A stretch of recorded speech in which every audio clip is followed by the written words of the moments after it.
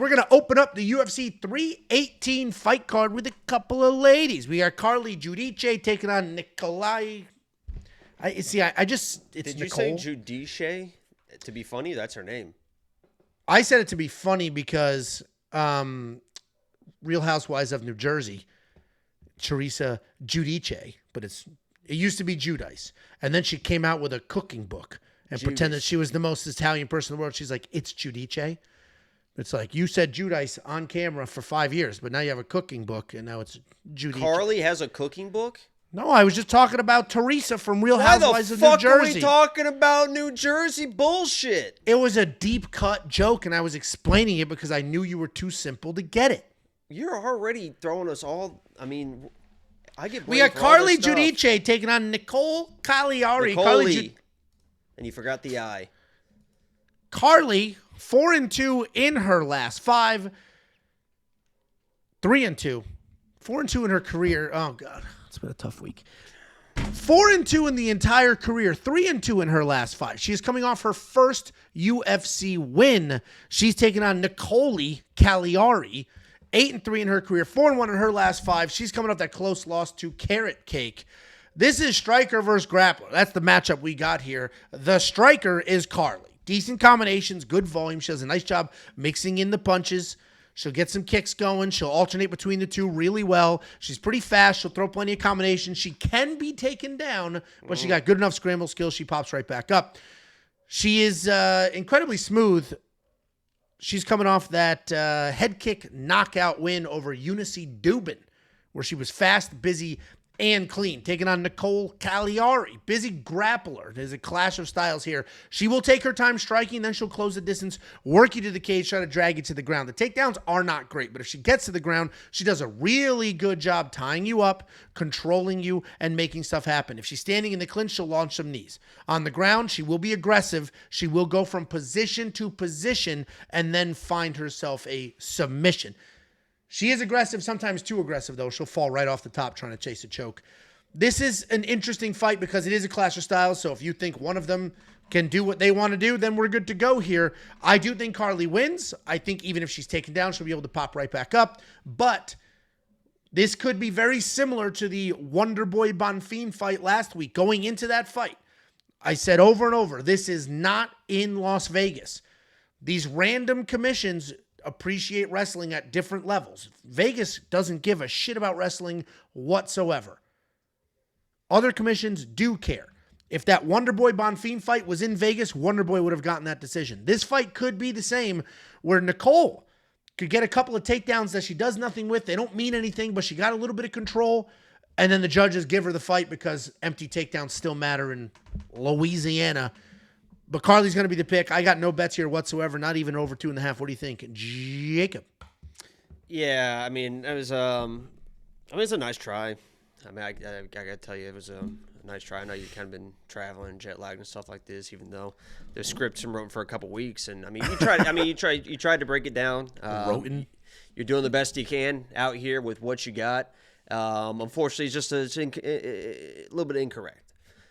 It is a style of matchups in the right that Nicolle does have an advantage. Okay, can we back up? It is a style of matchups in the right. That's the sentence you're sticking with? Is that what I said? Yes. It made no sense, and then I heard you try to recover it, and all you did was make it worse. That's just not that's exactly what you said. That's not how I remember my history. So anyway, Nicolle is a grappler at her core. Obviously, Carli is coming into her own with the striking. You saw the head kick knockout in her last fight. A little bit of a fluky situation there. That girl she was fighting was not very good.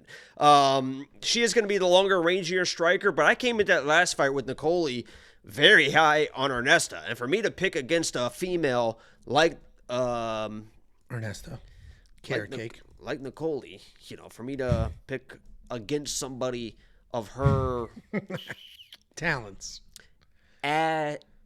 attributes, and their things such of really said something. But I compared her, I don't know, Angela, if you remember this, another beautiful girl that I actually met. I think it was the fight that you were there, but maybe not. I compared her to Hannah Goldie, like somebody that looks the part, that really wants to grapple, but doesn't really have the striking, to just really stiff striking. That's what I saw going into that Ernesta fight. And then she came to that fight and she had really sharp striking. And I was loaded up on Ernesta and I was like, oh, fuck.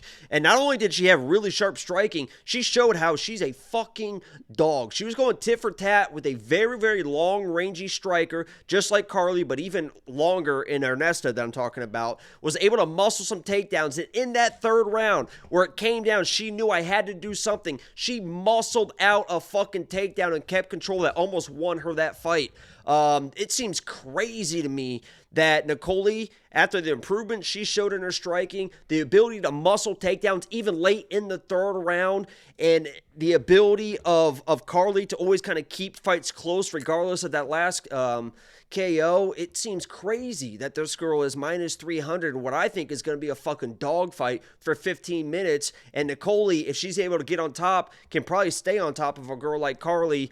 It just seems like all the upside in the world is in all the dog value here. Even the plus 3.5 open at plus 120, which seemed fucking insane. This has a dirty split written all over it, and I think Nicolle can fucking tough this shit out, get a couple takedowns, and win this fight. Yeah, I mean, I could definitely. That's why I have no bets on this fight whatsoever. I didn't even do the over 2.5, which is typically like a very easy lady bet. Do the over 2.5 that hits 80-something% of the time. But both of them do have a lot of finishes, and the clash of styles makes it so we could end up with a finish on one side or the other. And so I'm not touching anything. And Carli was in trouble versus what's her name, the other Judice? Brazilian. In that second round, like early, like she got blitzed by her and had to grapple out of the pressure. She did not like that pressure and had to grapple out of it. If Nicolle is bringing pressure and she tries to grapple out of that pressure, she's gonna run into a fucking buzzsaw in Nicolle. Yeah, I mean, it's definitely going to be it should be a fun fight. This isn't going to be a boring. Actually, the only way it's boring is if Nicolle gets a bunch of takedowns and does nothing with them. But crispy Carli will scramble, work her way up. This could be a fun back and forth fight. Odds are a little wide to me, given the clash of styles, and I hate the DraftKings pricing. Obviously, there could be. Sorry, long day. Obviously, there could be a finish, but I'm not touching this in any. But we have 14 fights on this card, which means we have 28 different fighters where we can find different outcomes, different prop bets. Not touching it, but if you do want to check out every pick, every bet, every tool that we have, not only on this card, but UFC Abu Dhabi and the 2 cards after that, WeWantPicks.com. Click Become a Member. It's $10 for an entire month's worth of unlimited access. No upsell, no cross-sell, no bullshit. $10 instantly, all of it. Bunch of super chats. You guys are duking it out for the, I have the leaderboard. Durex is number 1. Janata Castaneda is number 2. And he jumped up with a $5 super chat. Caliari for the win. I like you that. And Jacob are on that same side. Thank you for the super chat. We got $1.99 from Christian Baller. Oh, is that your wedding photo? She's putting you in a rear naked? That's cute. TIL, that garlic is just she locks smegma that from like Italians. fucking Mike Davis was trying to lock up his fucking bullshit. My God. I'd have been a millionaire. I did great Saturday anyway, but we would have been fucking millionaires if he hit that first round sub. Fuck, man. I've never seen that in my life. The second he gets that other arm, it just gets pulled down and pulled down and pulled down. And his other arm is all the way. Make sure to fucking get this off the fucking screen. And his other arm is fucking like all the way underneath the chin. And he doesn't even fucking switch to like a cable grip or a fucking palm to palm or nothing. And you saw that's exactly what Jake Matthews did. Same situation. Boom. Yeah. He was fighting the hand. Boom. Just fucking ripped that shit. And I saw he was criticizing the announcers today. They're being like, I wasn't tired. That's how I fight, guys. You should know that. It's like, dude, you look tired as fuck. But okay. He's just a little bit, some people do fight like that. I mean, DDP used to be like that too. Just looks exhausted and just keeps going. Yeah, who was Carl Williams said that too. I wasn't tired.